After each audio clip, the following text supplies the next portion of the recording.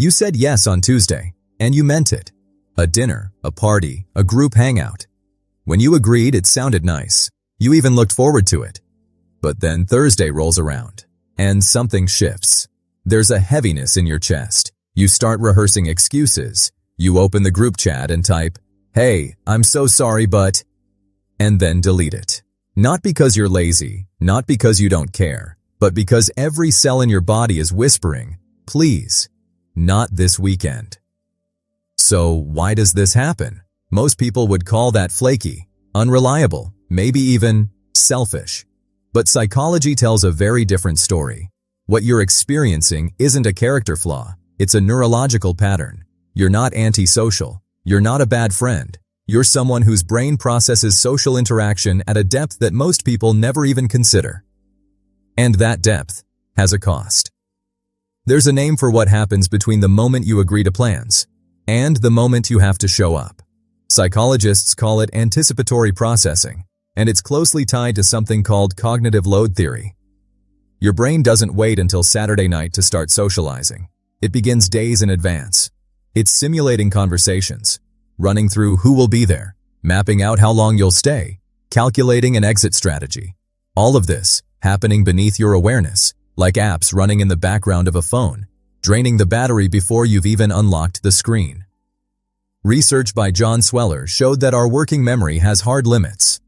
When your brain is preloading a social event, anticipating small talk, navigating group dynamics, preparing emotional responses, it's using cognitive resources that other people might not spend until they walk through the door. For you, the event has already started. You've been there since Wednesday. And here's the thing most people miss. This isn't anxiety in the clinical sense for most people. It's thorough processing. Your mind is doing quality control on an experience that hasn't happened yet. You're not dreading people. You're dreading the energy it takes to show up as the version of yourself you think they expect. But that brings up another question. You've probably heard the phrase social battery, but most people get it wrong. They imagine introverts have a smaller battery, like a defective product, but that's not what the science says. Psychologist Elaine Aron's research on sensory processing sensitivity shows that some brains are simply wired to take in more information per interaction. You're not running out of energy faster because you have less of it. You're running out faster because you're using more of it per second. Think of it like two thermostats in two different rooms. One is set to react at the slightest temperature change. The other only kicks in when things get extreme. Neither is broken. They're just calibrated differently. Your social thermostat picks up on micro-expressions, tone shifts, emotional undercurrents, the energy of a room. You're processing layers of data that others simply don't register. This is what the Yerkes-Dodson law calls optimal arousal. Everyone has a window where stimulation feels good. Yours is narrower, not because you're fragile, but because your system is tuned to a finer frequency. What feels like a casual dinner to someone else can feel like a full sensory experience to you. And that's where the guilt starts to creep in. Because it's not just the dread that hurts, it's the guilt about the dread. You feel like you should want to go. You see other people making weekend plans effortlessly, and you wonder what's wrong with you. You start telling yourself stories. I'm a bad friend. I'm wasting my life. I'm going to end up alone. Self-determination theory, developed by psychologists Edward Deitzey and Richard Ryan, identifies three core human needs: autonomy, competence, and relatedness. The tension you're feeling is a direct collision between two of those: your need for connection and your need for autonomy. You want to be with people you love, but you also need the freedom to choose when and how you show up. When those two needs conflict, guilt fills the gap. It's like carrying a debt you never agreed to take on. Society writes the terms. Weekends are for socializing. Good friends always show up. Saying no means you don't care. And you're left trying to repay something that was never actually owed. The truth is, guilt about needing rest is not evidence that you're doing something wrong. It's evidence that you've internalized someone else's definition of what a good friend looks like. But let's say you push through anyway. You get dressed, you show up, you smile, you ask questions, you laugh at the right moments, and to everyone around you, you seem fine, maybe even fun. But underneath that performance is a layer of effort that nobody sees. Sociologist Arlie Hochschild coined the term emotional labor 2. Describe the work of managing your outward emotional expression to meet social expectations. When you're at that dinner table and you're nodding along while your mind is calculating how much longer until you can leave, that's surface acting. You're not being fake. You're managing the gap between what you feel inside and what you present outside. And that management takes real, measurable energy. This is why you come home from a 3-hour dinner and feel like you ran a marathon. Your body didn't move much, but your brain was running complex social software the entire time, monitoring your tone, adjusting your expressions, tracking the emotional temperature of the room. You weren't just at the event, you were performing at it, and that performance, over time, is exhausting. Your tiredness after socializing isn't weakness, it's the receipt for how much you gave. Which leads to the part nobody talks about.